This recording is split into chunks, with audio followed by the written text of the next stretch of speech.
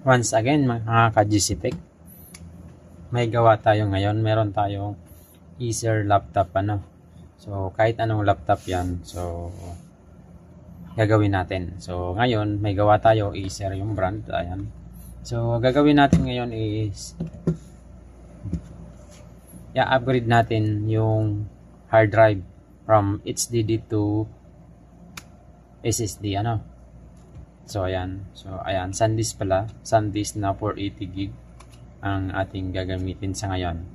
So ayan, unang gagawin natin ay punta tayo sa likuran ng laptop ano. Then kailangan natin ng screw and pang clip ano. Ito basic yung ano niya kasi dito lang sa part na to aalisin nyo lang yung mga screw ano. So ayan, inalis ko na para hindi na tayo tumagal. Inalis ko na yung screw. So dito lang yan na naman nakalagay. Kung ano yung ginagamit na screw, yun din yung hanapin nyo. So ayan. So once na alis na natin yung mga screw dyan, ito para makuha mo ito, ayan. Then dahan-dahan, wag kayong matakot, naka-clip lang naman yan. Once na naalis na yung mga screw, ayan. So, maalis mo na yung takip ano. Then ito na mga ka-GCTech. Yung naka-screw dito sa part na to, tingnan nyo kung saan banda. Aalisin nyo rin. Then hatakin nyo na to. Ito yung pag nakita nyo na tong hard drive, ayan. So, para hindi ka mahirapan, meron ka nito. Hatakin mo muna palabas. Ayan. Then hatakin mo pataas. Ayan. So ayan na siya. Kuha na natin yung old hard drive. So ayan na. Naalis na natin. So susunod natin, lalagay na natin ito. So ayan.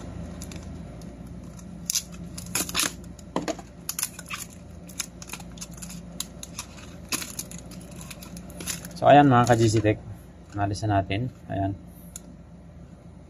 Ito meron siya dito ng sticker. Alisin lang natin to.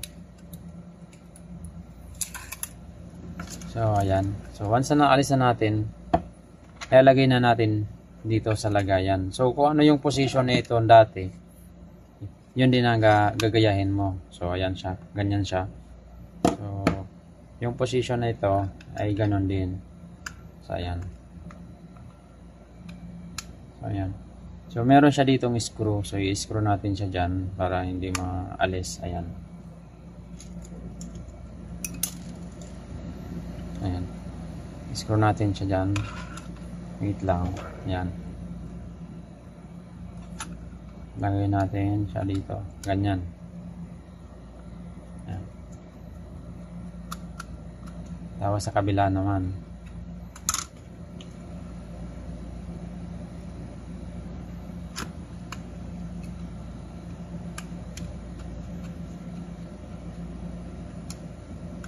So ayan. Tapos ilalagay na natin. So kinuha natin kanina ganyan. So unahin mo muna ito. Pasok. Ayan. Pababa. Nalagay mo na kasi meron siyang parang ngipin dito. So pasok mo muna siya dyan. Then papasok mo siya papunta doon pa unahan.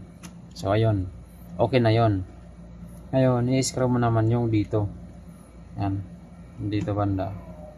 Para malak siya.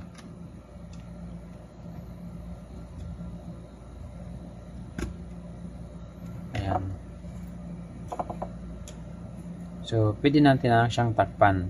So, ito, hindi lahat ng laptop ay merong additional storage. So, meron kang lagayan ng hard drive na SATA, then meron ka din lagayan ng .m2 ano. So meron siyang extra dito kaya kung bakit dito bakante.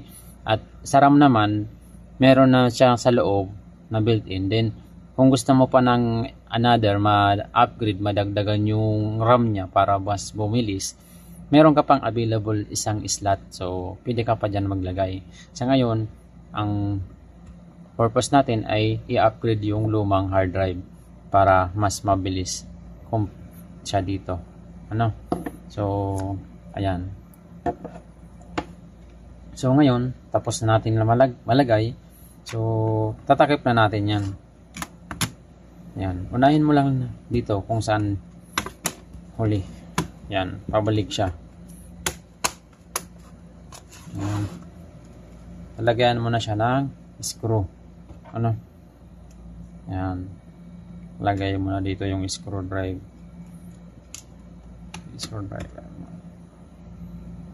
Screw natin siya dito para may balik na natin.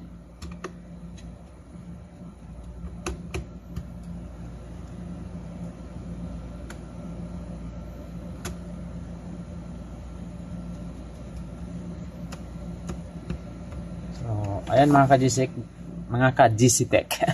So, ayan guys, mga ka-GC-Tech ko, mga nanonood ko, maraming salamat sa inyong mga pagsusuporta sa akin at panonood. So, ngayon, nalagay na natin yung hard drive na SSD, ano.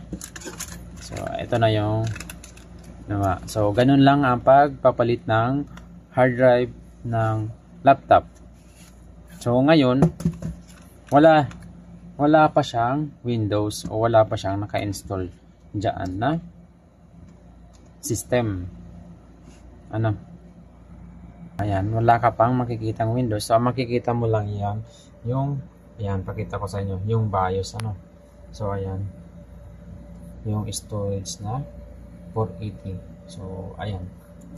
Ngayon, para magkaroon ka ng Windows, ay mag-i-install ka na ng Windows program, ano. So, ayan, mga boss, mga ka-GC-Tech. Ang tinuro ko lang sa inyo ngayon ay ang pagpalit ng hard drive, ano.